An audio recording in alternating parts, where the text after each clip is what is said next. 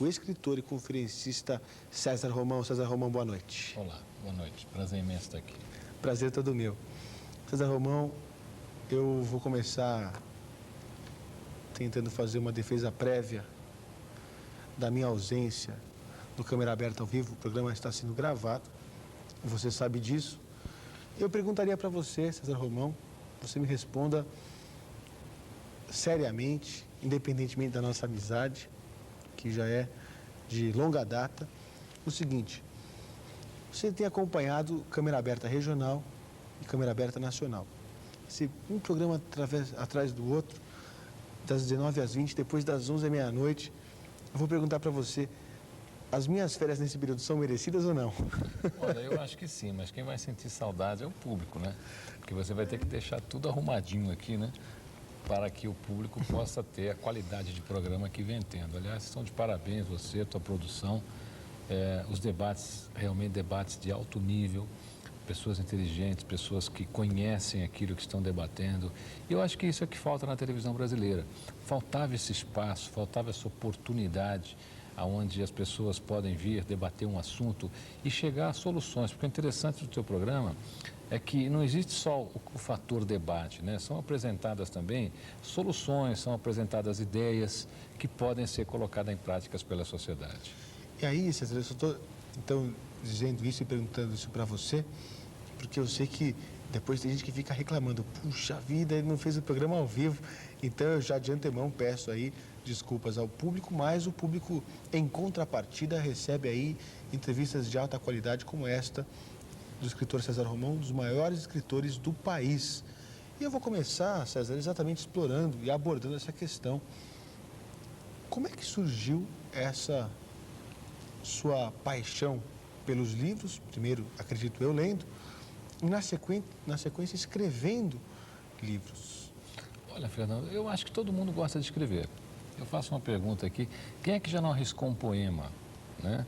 Quem é que já não arriscou uma poesia lá para agradar alguém no dia da mãe, no dia do pai, no dia dos namorados? Quer dizer, alguém sempre arriscou um bilhetinho mais arrojado, um bilhetinho mais avançado. Então, acho que todo mundo gosta de escrever, todo mundo tem um pouquinho dessa coisa de poeta. Algumas pessoas se dedicam mais, né? Foi o meu caso, e outras não. Eu acreditei muito, né, que eu poderia escrever, sempre escrevi. Antes do meu primeiro grande sucesso, eu já tive outros 3 livros que não fizeram um grande sucesso, mas tiveram aí o seu espaço. E o meu grande best-seller foi em 1991, foi o livro A Semente de Deus. Desde o dia que foi lançado, nunca mais parou de vender. É um livro que ainda frequenta a lista de mais vendidos no Brasil. É um livro que já está em diversos países, acompanha o sucesso que tem aqui no Brasil. E A Semente de Deus abriu a minha carreira literária, tanto no Brasil como em outros países. Hoje são 9 títulos.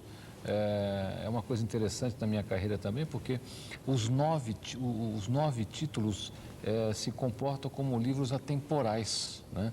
Porque todos vão vendendo concomitantemente, todos têm o seu espaço, todos têm os seus leitores.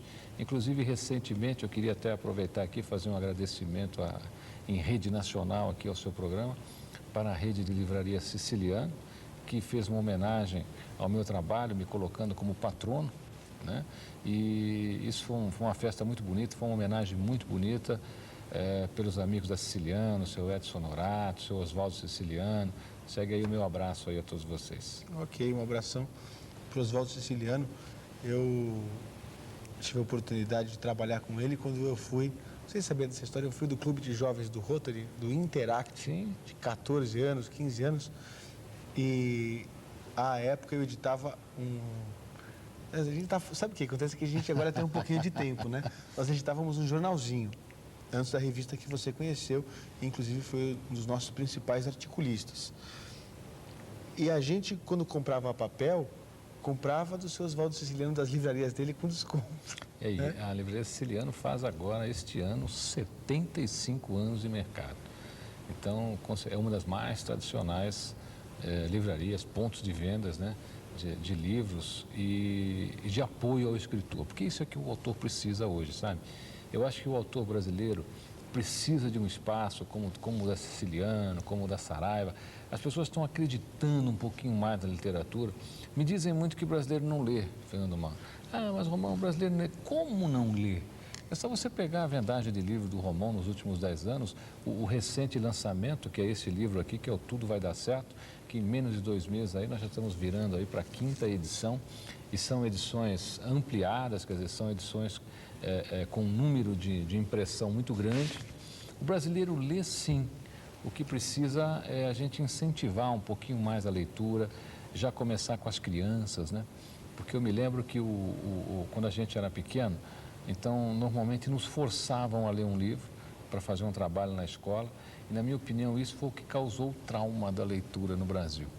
Eu tenho dito em congressos que eu tenho feito aí palestras para professores, eu tenho deixado a seguinte sugestão, que quando vai se recomendar um trabalho numa escola, que esse trabalho seja recomendado com 4, 5 títulos que as crianças possam se identificar, que o aluno tenha a opção de escolher e ele possa escolher um título que lhe agrade, um livro que possa fazer parte da sua vida como uma boa lembrança, como um bom companheiro, não como um sacrifício de ter que ler um livro para poder entregar um trabalho. É assim que a gente vai despertando a leitura nas crianças e até nas pessoas, né?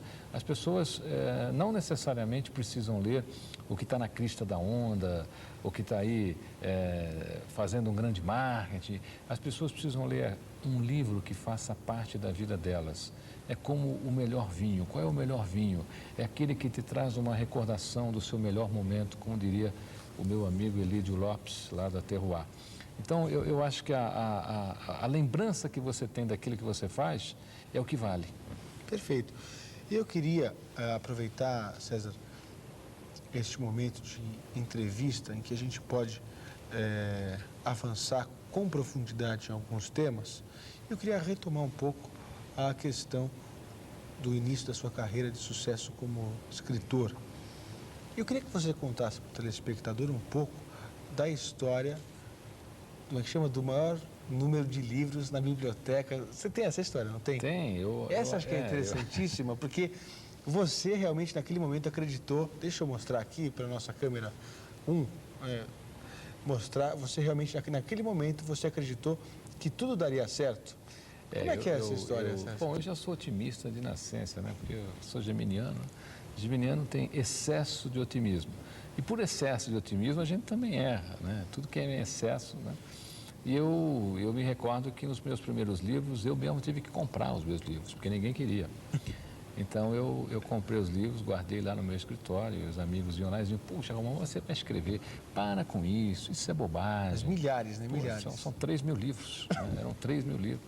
Pô, só você escreve, só o seu pai, sua mãe lê, você mesmo compra, coloca aqui no seu escritório. Mas aí eu brincava comigo mesmo e dizia o seguinte, eu já sou um sucesso, porque eu sou o único autor em todo o mundo que tem 3.000 livros em sua biblioteca escritos por ele mesmo. Né? Então já era um sucesso. Foi aí que veio a Semente de Deus. A Semente de Deus, quando saiu, ela foi um marco, até hoje. É um livro, inclusive, recomendado por Og Mandino, que é um tremendo vendedor de livros no mundo inteiro. Tem livro hoje em 150 países. Imbatível, não tem autor que vende mais livros do que ele. É um livro que foi recomendado por ele.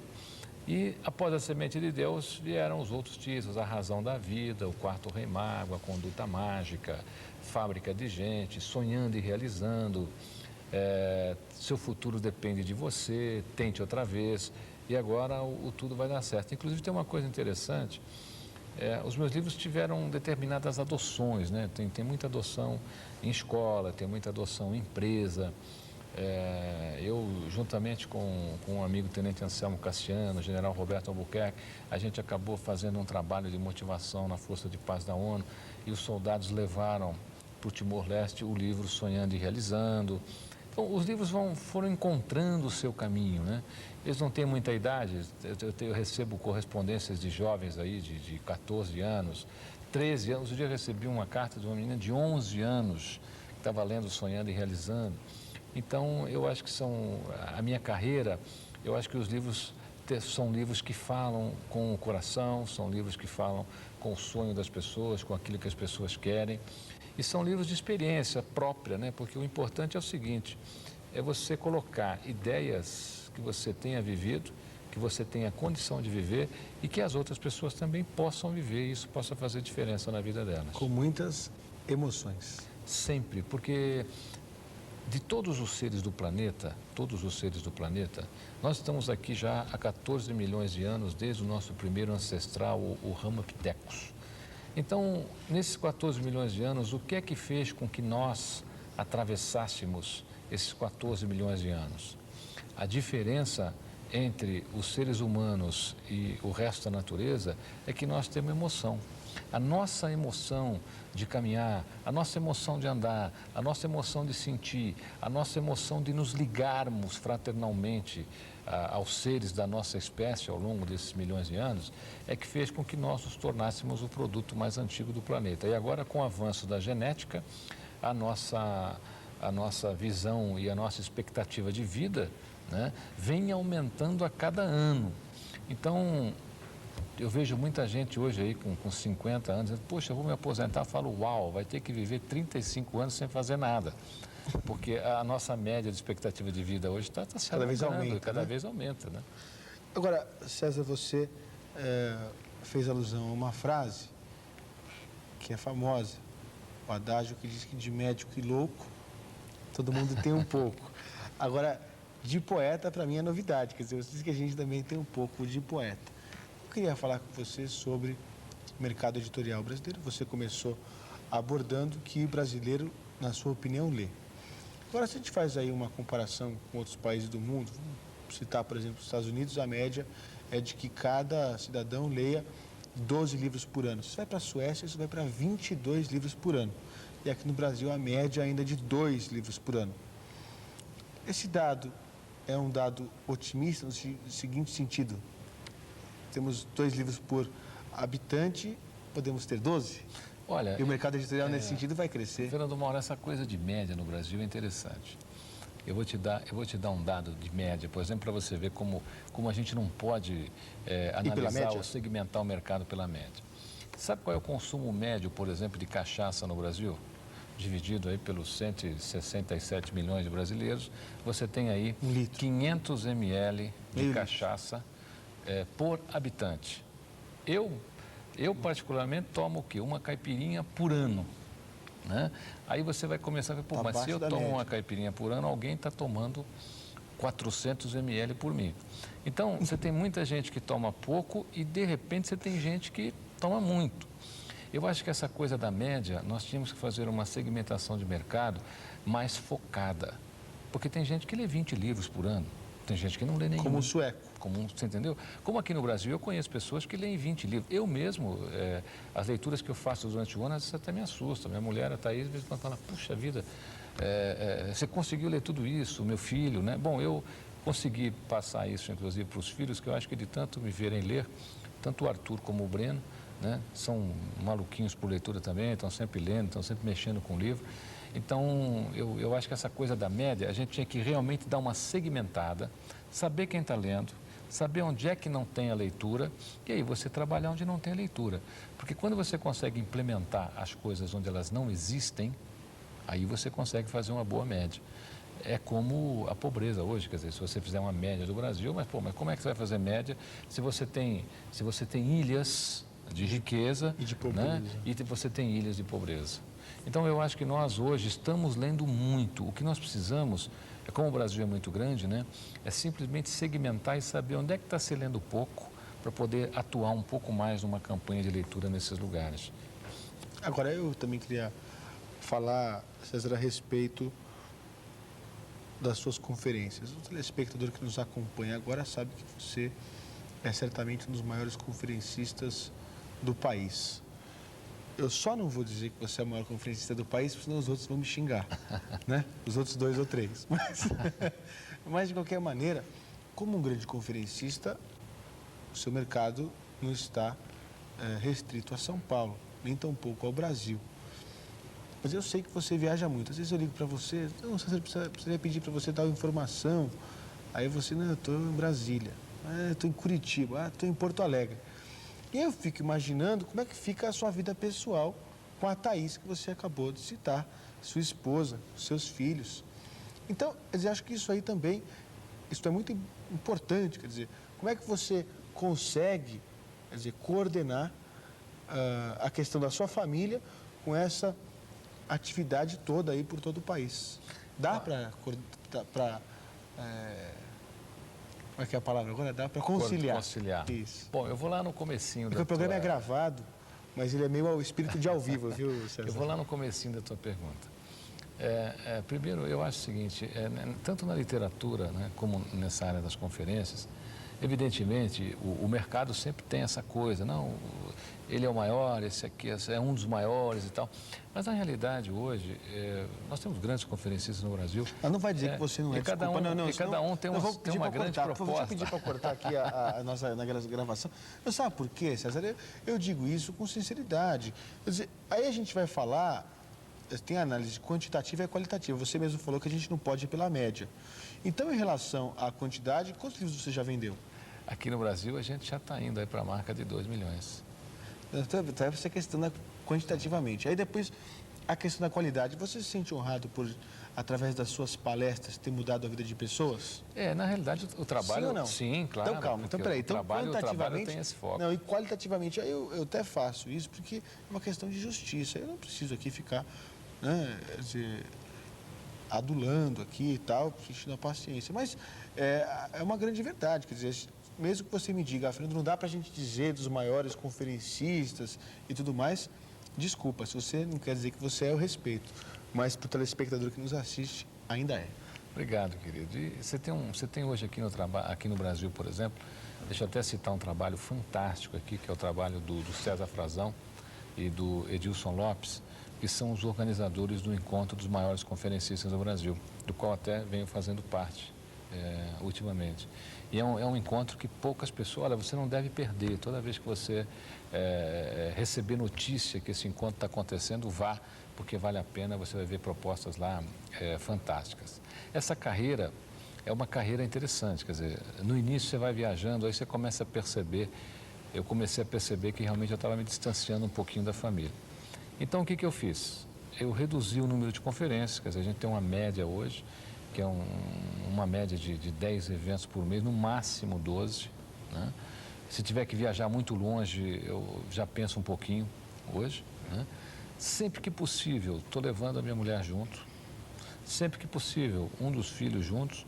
E se o evento for de sábado ou domingo, o cliente só me leva se levar a minha família. Né? E se essa data estiver disponível, ele vai ter que levar a família toda lá para ter a conferência. E isso foi um diferencial no mercado, porque no começo o pessoal dizia, poxa, Romão, mas são 5 passagens, poxa, mas é o único jeito, é sábado e domingo, eu não vou ter que deixar minha molecada aqui. Olha, quer saber? Achei legal, achei bacana, achei verdadeiro, está aqui.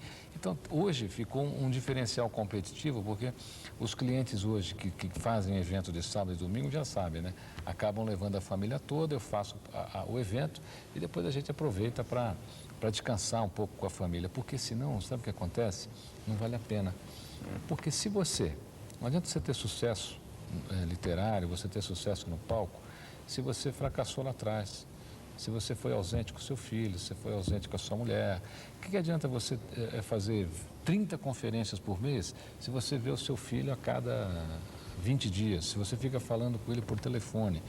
Eu acho que na vida, nós, quando fazemos as coisas, temos que estar disponíveis a pagar o preço e não nos rendermos tão facilmente a todas as coisas que a vida às vezes nos coloca como uma atração fantástica, né? Que lá na frente você pode pagar muito caro por isso. E olha, não há o que pague o seu convívio com a sua família, com a sua mulher, até porque esse é o seu mundo, né? Esse é o seu mundo. Eu acho que quem tem sucesso hoje, o sucesso ele tem que estar nesse pilar. Ele tem que estar no pilar da família, né? Ele tem que estar no pilar dos seus negócios e no pilar da ética. Às vezes as pessoas dizem, poxa, Romão, mas ter ética no Brasil, pô, é tão difícil. Olha, é difícil às vezes vencer com ética, eu admito isso.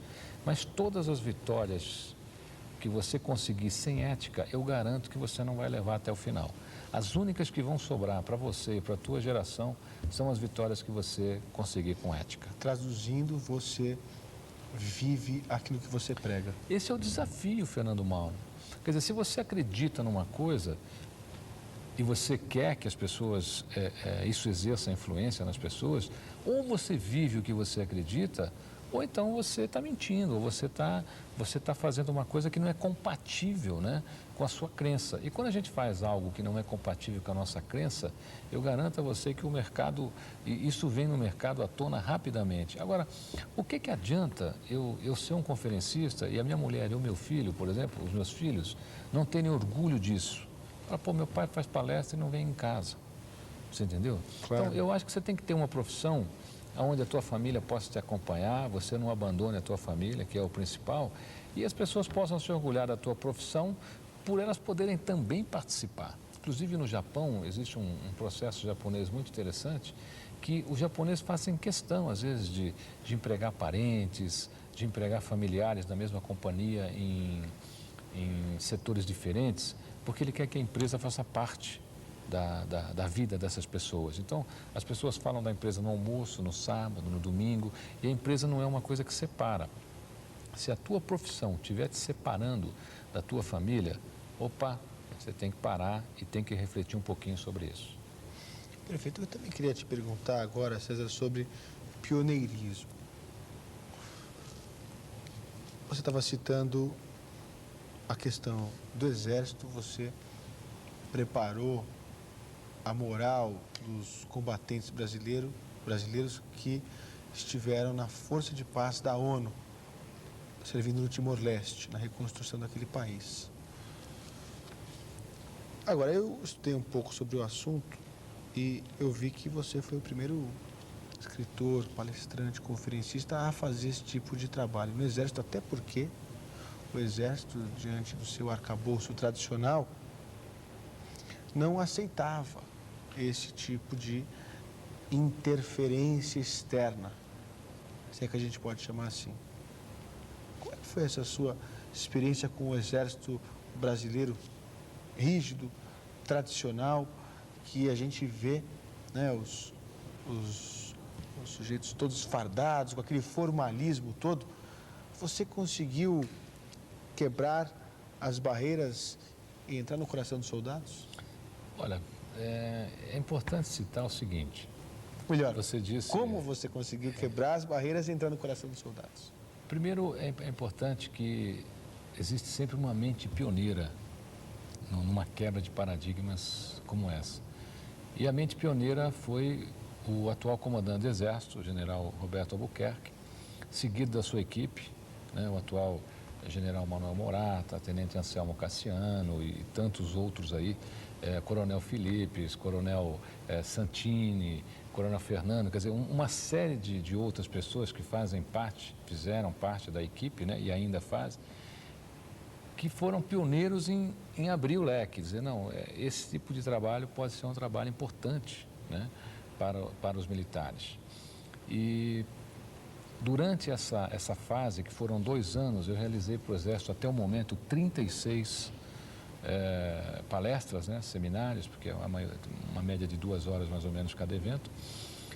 Eu aprendi muita coisa, também dentro do Exército, né, e levei a minha experiência para eles, para que pudesse servir de reflexão. Agora, por trás da farda, por trás da medalha, por trás de tudo que a gente vê, né, são pessoas. Né? Essas pessoas são casadas, essas pessoas têm família, e essas pessoas têm um juramento e têm um compromisso com a pátria. E até uma coisa linda, eu tenho feito vários artigos. Você que acompanha aí as revistas que eu escrevo, os jornais, você pode até entrar no meu site, www.cesarromão.com.br. Você vai ver lá os artigos que eu tenho escrito sobre o meu aprendizado junto ao Exército Brasileiro, a nível de Brasil, nesses 2 anos. Aprender com eles é uma coisa interessante. E a minha experiência também serviu para que eles pudessem refletir, né, e pudessem usar isso lá dentro. Eu acredito que o pioneirismo do general Albuquerque ainda vai transformar muito o Exército Brasileiro. Eu tenho certeza que essa equipe toda dele ainda vai fazer muita coisa legal. Por quê? Porque o Exército tem como meta, por exemplo, que a sociedade saiba mais sobre ele. né? Que a sociedade saiba os grandes trabalhos sociais que ele faz, que a sociedade possa reconhecer o grande trabalho educativo que ele faz. Olha, quando você fala, por exemplo, Fernando Mauro, em defesa de natureza aqui no Brasil, os maiores defensores da natureza aqui no Brasil é o Exército, né? Quando você fala aqui em ação social, aonde alimento não chega, quem leva é o Exército. Quer dizer, o nosso Exército é que atravessa aí florestas, atravessa rios, às vezes, para levar remédio, para levar alimento. Até nós temos aí na aeronáutica até muitos casos de transplante de órgão, que muitas vezes a nossa aeronáutica, né, ou os militares do Exército é que fazem esse transporte. Então, tudo isso eu acho que a sociedade brasileira precisa saber. Até para saber que o Exército é uma instituição que está aí regando a pátria, que está aí não só para defender a pátria, mas também para ensinar o civismo, que é uma coisa que está meio embaixo aqui no Brasil, né? A questão dos tiros de guerra, por exemplo, né, o trabalho de se ensinar a cidadania para crianças nos tiros de guerra, você também acompanhou isso de perto, sim, né? Bom, eu estudei educação moral e cívica afinco, né? Hoje, eu acho até que isso deveria ter voltar ao currículo escolar? Voltar ao currículo escolar, quer dizer. E outra coisa, sabe o que deveria, na minha opinião, depois de todo o conhecimento que eu tive do Exército, que eu conheci, toda a escola tinha que fazer uma visita educativa ao Exército e conhecer de perto o sistema, por exemplo, educacional do Exército. Olha, nós temos no Exército grandes estrategistas, você tem doutores, você tem mestres, você tem pós-doutorados, quer dizer, você tem pessoas que estão se dedicando dentro do Exército à vida acadêmica para beneficiar a pátria. E essas pessoas têm muito a ensinar para a nossa sociedade. Então, fica aqui até a minha sugestão para que as escolas comecem a promover aí, eu tenho certeza que o Exército vai receber de portas abertas, né? Excursões, né? Encontros, visitas, para que a sociedade escolar, as pessoas que estão academicamente atuando, possam conhecer mais de perto esse trabalho fantástico que o Exército Brasileiro vem desenvolvendo no Brasil. Quando você convidou o telespectador para que acessasse o seu site, www.cesarromão.com.br, eu só pediria que você explicasse. É César e o mesmo R já é para Romão? Isso, é como se escreve, César Romão com os dois R juntinhos. Eu quero saber, dois R juntinhos. Então, estou só perguntando isso para você, porque o nosso gerador de caracteres já está providenciando César Romão com os dois R's juntinhos.com.br. César Romão, eu avanço com você no que diz respeito ao tema mídia, comunicação nos dias atuais. A gente tem visto aí muita procura pelo Ibope. Então, por exemplo, nós estamos agora em rede nacional de televisão, nós estamos no horário nobre, das 11 à meia-noite, um dos melhores horários da televisão brasileira. E estamos fazendo aqui uma programação onde você não está acompanhando nenhuma baixaria, nem sensacionalismo. É isso que o telespectador quer ver hoje? Ou ele continua querendo ver sensacionalismo público, está tomando posturas diferentes em relação às redes de televisão? A impressão minha. Fernando, uma das minhas formações acadêmicas foi MBA em Marketing, pela Fundação Getúlio Vargas. E durante esse processo todo, né, quer dizer, a gente estudou um pouco essa coisa da mídia. E o que acontece com a televisão hoje é que algumas programações são como um sistema hipnótico, sabe? A pessoa começa a assistir aquilo e, de repente, quando ela percebe, ela está lá 15 minutos vendo aquilo e ela, às vezes, não se apercebeu do mal que aquilo está fazendo, ou para ela, ou para a família, ou para o filho. Agora, a sociedade brasileira tem ficado mais crítica. Desculpe, César, desculpe, eu não poderia perder a oportunidade de dizer que se eu, neste momento aqui, tivesse um pêndulo, né, deixaria aqui para que o telespectador ficasse hipnotizado. Mas com a sua presença aqui, nem de pêndulo eu preciso, já está hipnotizado, parado aqui há quase uma hora. Porque você vai ver como isso acontece, porque você vê como muitos canais seguram, às vezes, as coisas hoje. Quer dizer, o indivíduo, às vezes, para ganhar o Ibope, ele segura uma notícia idiota durante uma hora anunciando a notícia para dar uma notícia idiota ao final do programa. O que nós precisamos aqui, na minha opinião, é instruir melhor as pessoas a usarem o controle remoto. Essa é a sua grande arma. né? Você tem o direito, inclusive as televisões hoje, com a abertura de TVs a cabo, com a implantação de programas como esse seu, Fernando Mauro, o controle remoto nunca funcionou tanto. E você quer ver como ele funciona? Basta você ir hoje a qualquer lojinha aí que conserta controle remoto, você vai ver o número de controle remoto que tem para consertar. Porque o pessoal está usando mesmo, está trocando mesmo. E nunca se vendeu tanto controle remoto universal aqui no Brasil. O Brasil controla tudo. Tudo. O Brasil está sendo campeão em venda de controle remoto universal. Por quê? As pessoas estão usando. Mas, infelizmente, ainda, nós temos um enfoque muito grande, não só da mídia televisiva, né, mas a mídia impressa também, ainda dá um enfoque muito grande para notícias que, na minha opinião, não deveriam ser tão manchete assim. Né? Notícias que deveriam... Levando o bandido. Quer dizer, eu acho que esse tipo de coisa... Toda vez que você vê um bandido matar alguém, você não sabia, né? Mas tem um médico salvando alguém. E isso não é notícia, né? Isso não é notícia. Toda vez que você vê alguém roubando alguém, tem alguém fazendo ajuda, tem alguém fazendo uma caridade. Para um pouquinho. O senhor repete a frase? Toda vez que você vê um bandido na televisão matando alguém... Tem um médico salvando alguma pessoa dentro de um hospital. E isso não é notícia. Calma, e sabe o que é isso?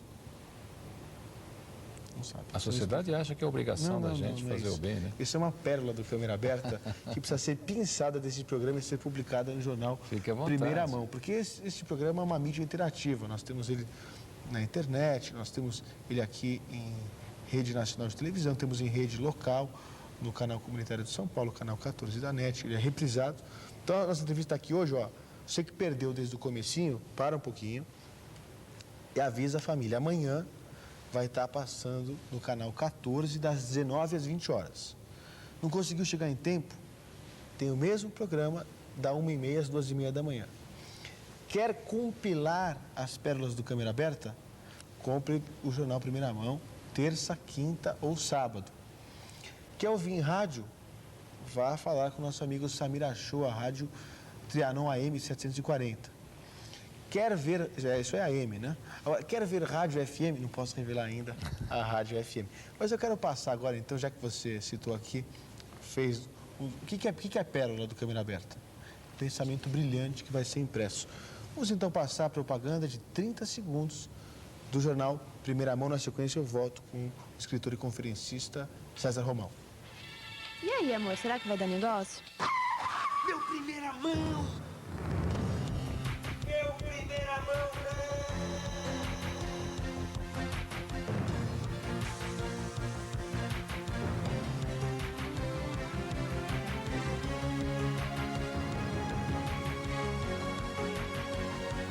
Meu Primeira Mão!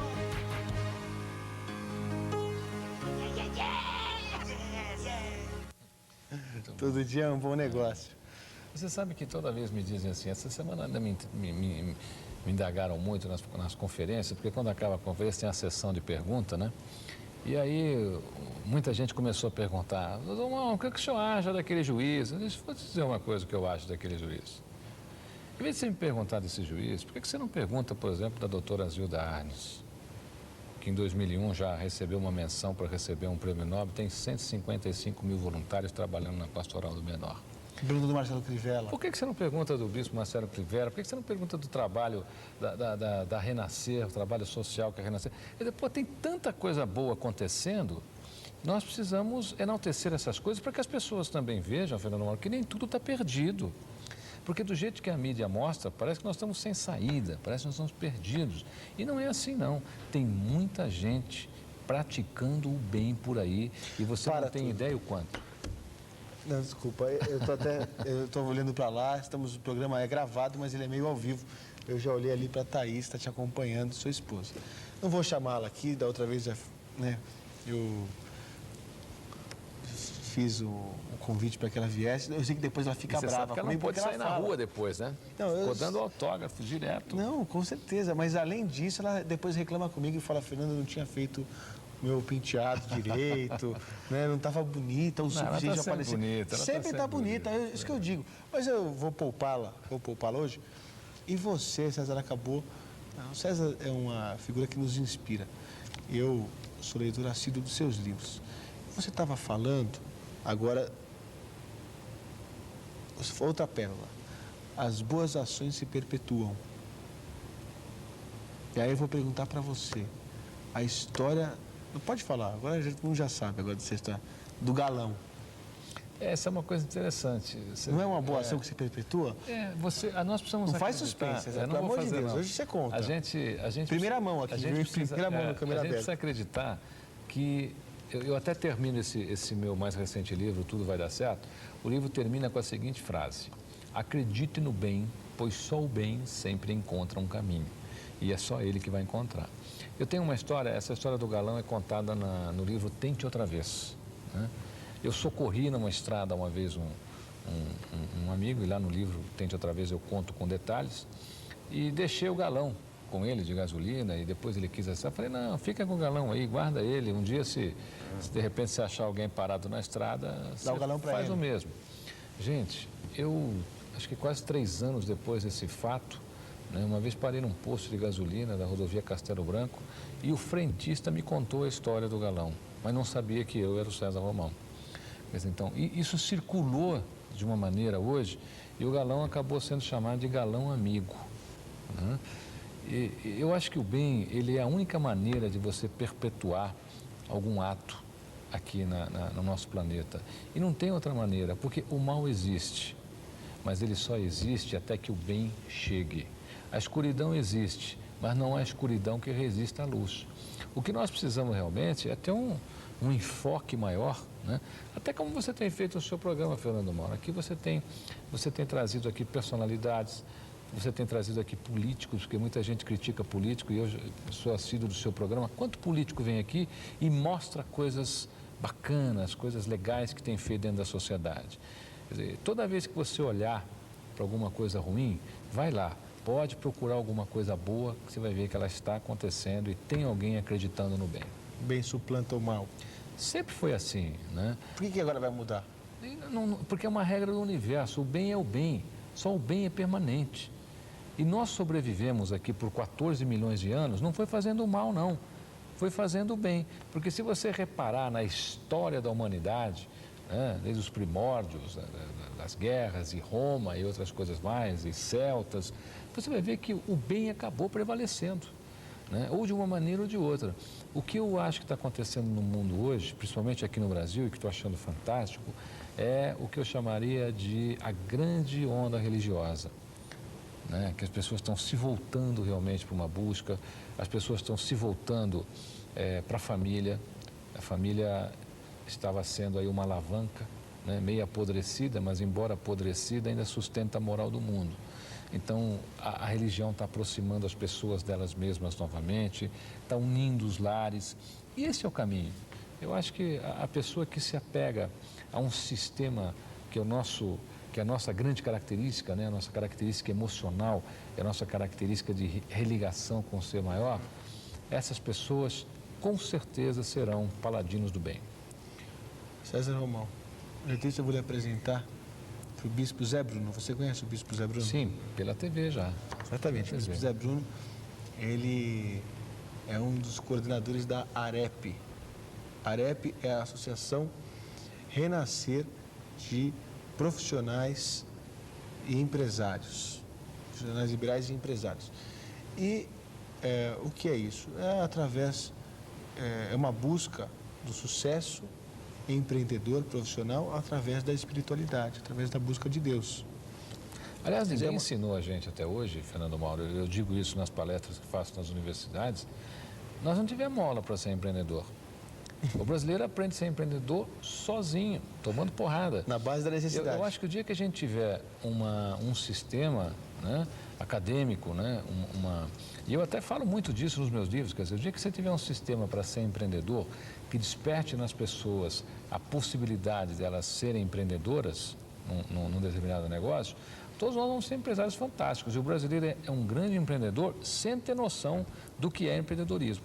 Eu estou só lhe dizendo isso, de aproximá-lo numa reunião com o Bispo Zé Bruno, porque ele é um dos coordenadores do trabalho da AREP junto à Igreja Renascer. Eu acho que depois vocês podiam trocar figurinha aí. no sentido de uma aproximação para você também falar com o empresário da AREP, profissional liberal da AREP, até porque nós estamos na rede gospel de televisão, uma rede evangélica, e aqui se vê o empreendedorismo com cristandade, com espiritualidade. Estou às ordens mesmo. Estou às ordens. Vou depois, então, coordenar isso. Então, olha, César, nós estamos chegando aos momentos finais do Câmera Aberta, mas eu queria agradecer demais a sua deferência, por estar conosco, por atender a esse nosso convite, né, e falar com o público da Rede Gospel de televisão neste programa.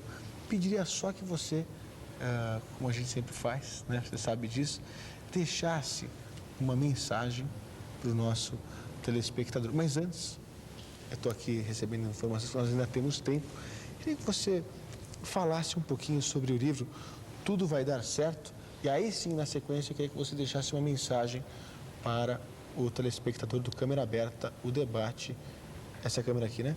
Isso, o debate na medida certa, por favor. Fernando Mauro, esse livro nasceu no pé dos palcos, das minhas palestras. Porque toda vez que eu terminava as palestras, as pessoas me cercavam ali no pé dos palcos e diziam: Romão, eu estou querendo casar, fazer isso, será que vai dar certo?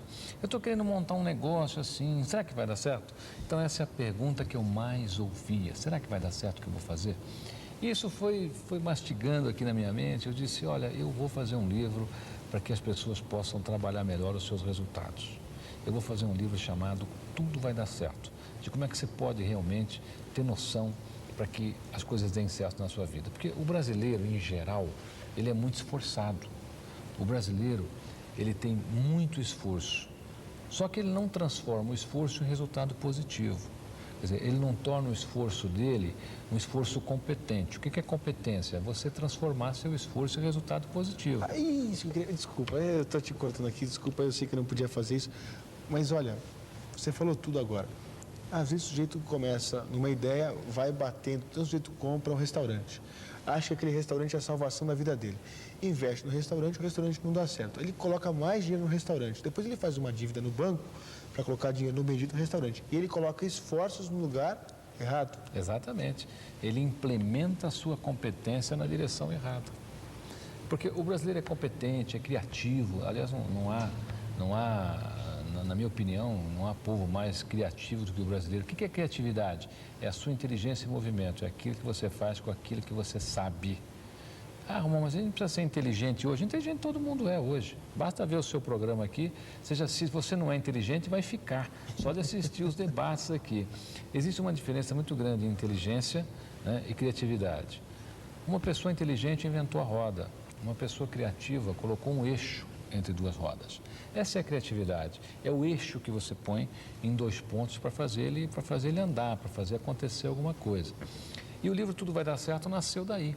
Como é que as pessoas, por exemplo, podem entrar num relacionamento sem pular de cabeça? Porque hoje, Fernando Mauro, é impressionante. A moça conhece um rapaz, o rapaz abre a porta do carro para ela, ela já acha que é o homem da vida dela, né? Então, as pessoas já colocam... quer casar. Já quer casar, não, já casa, isso que é pior. As pessoas colocam muita expectativa no parceiro ou na parceira, por exemplo. A expectativa é sua. E quando você põe muita expectativa em alguém, você está deixando de ver como essa pessoa realmente é. Então você põe a expectativa de que será o príncipe, você põe a expectativa de que aquela pessoa vai arrumar a sua... E de repente não é nada disso. Você não deve colocar expectativas porque a grande frustração vai ser sua. Eu acho que a gente tem que entrar por um campo onde as pessoas se conheçam plenamente, se conheçam abertamente. E nos negócios é a mesma coisa. Os negócios, os brasileiros, por exemplo, o brasileiro é muito emocional para negócio. O brasileiro é muito apegado emocionalmente, ele não é muito racional para negócio, né? É o que você disse: não, mas eu comprei esse bar, esse restaurante, ele vai ter que dar certo, porque é um negócio da minha vida. Não, mas não é um negócio da sua vida, mas não dá lucro. E aí ele fica batendo naquilo. E o livro é para você, é para que você possa encontrar um caminho para transformar o seu esforço em resultado positivo.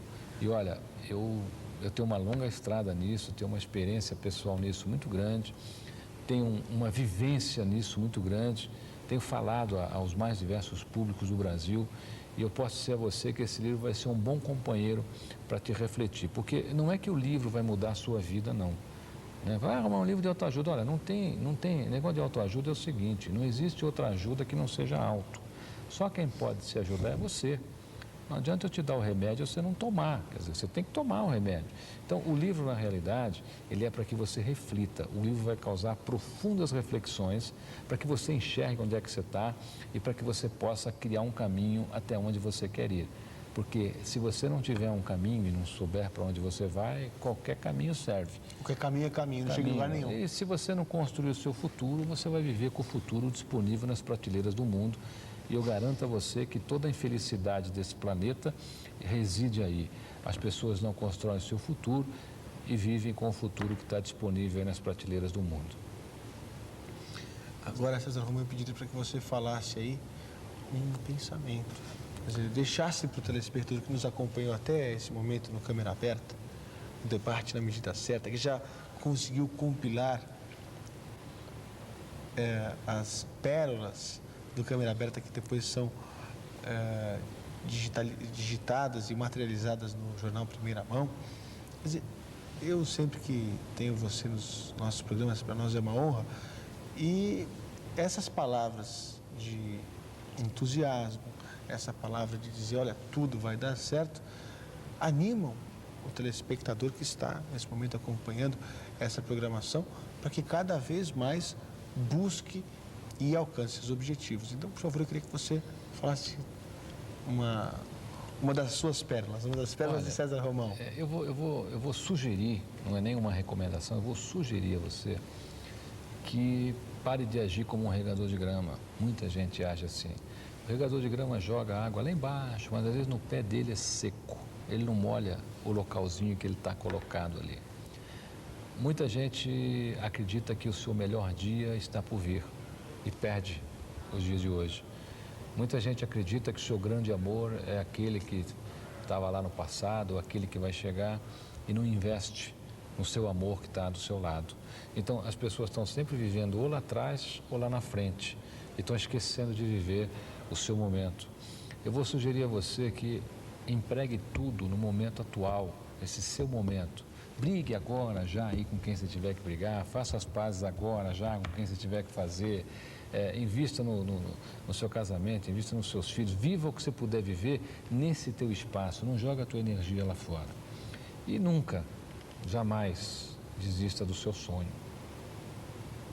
Um sonho não termina quando a gente acorda, apenas começa, porque é acordado que você tem a chance de realizar. Se você desistir do seu sonho, a única coisa que você vai carregar é a dor de não ter conseguido. Se você persistir, vai ser uma pessoa alimentada pela esperança de um futuro melhor. E a sua esperança no futuro é o que te dá força no seu presente. O sim do seu coração é maior que o não do mundo. O grande perigo das pessoas sonharem não é as pessoas sonharem alto demais, Fernando Mano, é as pessoas se acomodarem baixo demais e acharem que o que está aí é seu. Nem tudo que corre ao seu lado é seu. Eu acredito que você veio aqui para brilhar, não para ser milionário, para ser rico, não, foi para brilhar como pessoa, como gente. Esse é o nosso grande desafio, é sermos realmente dignos de sermos gentes, de sermos pessoas que habitam esse planeta e transformam esse planeta de alguma maneira. E eu espero você, ou em uma das minhas palestras, ou no meu site, www.cesarromão.com.br, ou em qualquer livraria do Brasil, principalmente na rede Saraiva, na rede Siciliano. O Dr. Oswaldo Siciliano está prestigiado hoje, viu? Falamos dele, eu e você, hein? Mas ele merece. Ele merece. Olha, a Câmera Aberta vai ficando por aqui. Agradeço demais, César Romão, pelas suas palavras, pela sua visita. E, na sequência, você fica com o programa Hora de Renascer, que, nesses últimos dias, tem começado, não exatamente na sequência do nosso programa, mas ele tem começado às 3 horas da manhã. Já ele volta para meia-noite, às 3, mas por enquanto ele tem começado exatamente às 3 da manhã. Provavelmente quem deve estar com você, o programa é gravado, então a gente não sabe quando é que ele está indo ao ar exatamente, mas provavelmente vai estar com você o bispo Rubens de Sá, também aí discutindo temas polêmicos, temas atuais, tendo sempre aí a visão cristã a respeito dos assuntos em pauta. Câmera Aberta fica por aqui. Muitíssimo obrigado à sua audiência. Nós voltamos amanhã. Um abração a todos. Até mais. Tchau, tchau. Obrigado.